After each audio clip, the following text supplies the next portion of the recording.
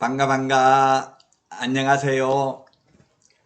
공인중개사법 기출타파 공기파 제33회 공인중개사 시험대비 기출문제 강의를 하도록 하겠습니다. 15회 16번 문제부터 보도록 하겠습니다. 용어정의와 관련된 설명으로 옳은 것은 했는데, 용어정의는 해마다 시험에 출제됩니다.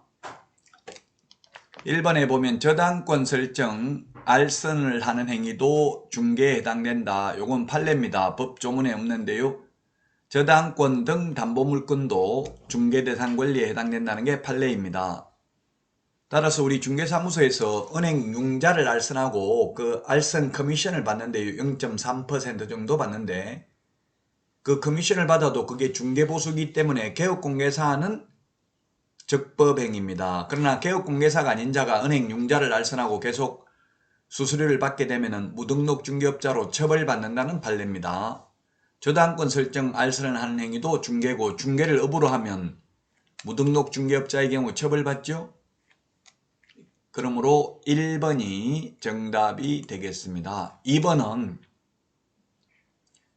우연히 1회, 단 1회 이런 말이 들어가면은 중개업이 아닙니다. 업은 불특정 다수와 계속 반복하거나 반복 의사가 있어야 됩니다. 외국법, 이 법에 의해서 자격을 취득해야 공인중개사고요. 미국에서 자격증을 취득해도 공인중개사 아닙니다. 외국법이라고 해서 X입니다. 다만 외국 사람이 우리나라에서 자격 취득하면 공인중개사이죠. 4번은 소속 공인중개사란 법인인 개업공개사에 소속된 공인중개사만을 말한다. 법인에 소속될 수도 있고 개인 개업공개사 밑에 소속될 수도 있죠. 그러므로 4번도 틀렸고요. 5번 보조원이란 공인중개사가 아닌 자로서 개업공개사에 소속되어 중개사물에 대한 현장 안내와 확인 설명 의무를 부담하는 자를 말한다.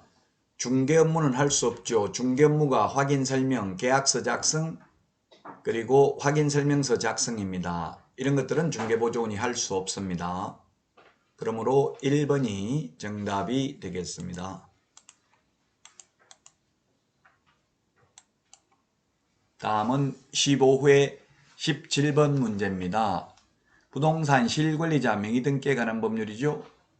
신탁자 갑하고 수탁자 을 간의 명의신탁약정을 한 뒤 신탁자가 수탁자에게 자금을 지원하여 수탁자가 매도인 갑과 을 사이의 명의신탁약정 사실을 모름과 매매계약 체결을 하여 소유권 이전 등기를 을 명의로 격려된 뒤 을이 정과 매매계약을 체결했고 정의 소유권 이전 등기를 격려했다. 이에 관련된 설명으로 옳은 것인데요. 소위 계약명의신탁이죠. 계약명의신탁입니다. 신탁자가 갑이고요. 신탁자가 갑이고 그 다음에 수탁자가 을입니다. 수탁자. 이 두 사람 간의 명의신탁 약정은 무효이죠. 근데 을 명의로 격려된 신탁자가 갑이고 수탁자가 을이고요. 그 다음에 매도인이 병입니다. 매도인이 병. 이 명의신탁 약정은 무효이지만 매도인 병하고 수탁자 을 간의 매매계약은 유효하죠. 병이 명의신탁 약정이 있다는 사실을 알지 못한 경우. 그 다음에 제3자 정의 경우에는 선악을 불문하고 유효하게 소유권을 취득합니다. 1번 지문 보겠습니다. 신탁자 갑과 수탁자 을 간의 명의신탁 효력은 무효이나 을 명의로 격려된 소유권 이전 등기 효력은 유효하다. 이게 맞네요. 1번이 정답입니다. 계약명의신탁은 등기는 유효합니다. 등기명의신탁의 경우에는 등기도 무효죠. 2번 수탁자 을과 매수인 정 간의 매매계약은 유효하고 정이 명의신탁 약정 사실을 알았다면 취득할 수 없다 했는데, 알았다 하더라도 제3자는 선악을 불문하고 유효하게 소유권을 취득합니다. 3번 정명의로 격려된 소유권 이전 등격 효력은 유효하지만 신탁자 갑은 정에게 소유권을 주장할 수 있다 했는데 신탁자는 제3자에게 대항력할 수 없습니다. 자, 그 다음에 명의신탁 유형이 3가지가 있는데 3가지 모두 다 횡령죄에 해당되지는 않습니다. 수탁자가 수탁부동산을 임의로 처분해도. 5번 을수탁자는 1년 이하의 징역이나 3천만 원 이하의 벌금이 아니라 3년 이하의 징역이나 1억 원 이하의 벌금에 해당됩니다.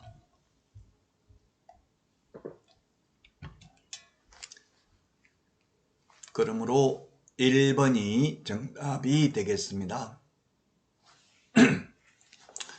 5번 그 신탁자는 5년 이하의 징역이나 2억 원 이하의 벌금에 처하죠. 1번이 정답이 되겠고요.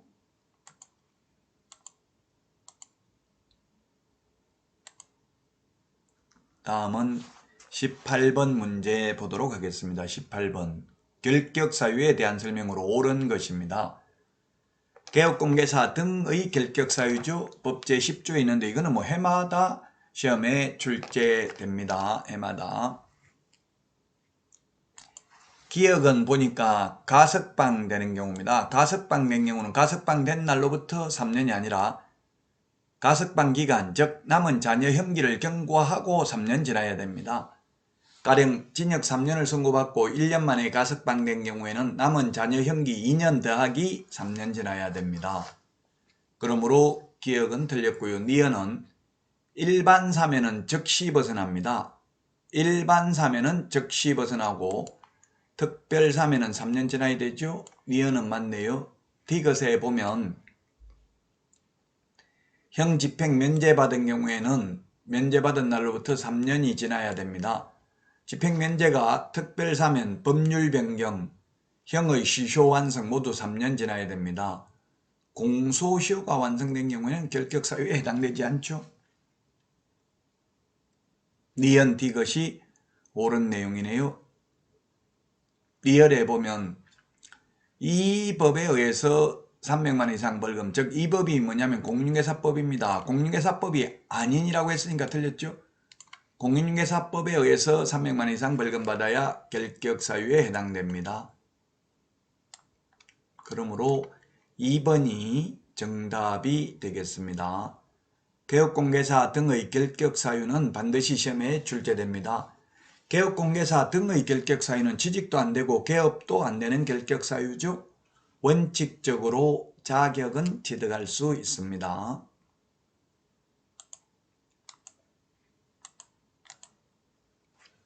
2번이 정답이 되겠습니다. 여러분 수고하셨습니다. 다음 시간에 찾아뵙겠습니다. 안녕히 계십시오. 안녕.